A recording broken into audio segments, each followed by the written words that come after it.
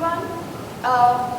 As I was completely taken aback when I saw the audiovisual and reminded of all my very wonderful experiences at the IIFA, I must admit that that audiovisual, although being absolutely incredible, does not do half the justice to what the IIFA truly represents.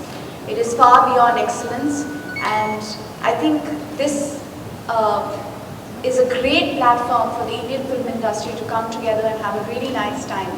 And I think for the first time in the last 7 years, we've actually been unified by one name, IIFA.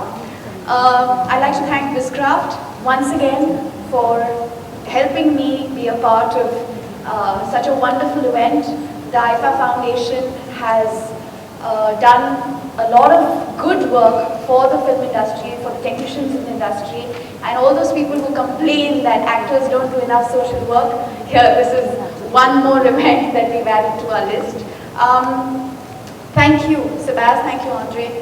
Thank you for giving me an opportunity to be a part of the IIFA Foundation, and I think IIFA should continue with good work, and it's always wonderful to be a part of the IIFA, and I look forward to seeing all of you at IIFA in Dubai this year. Thank you.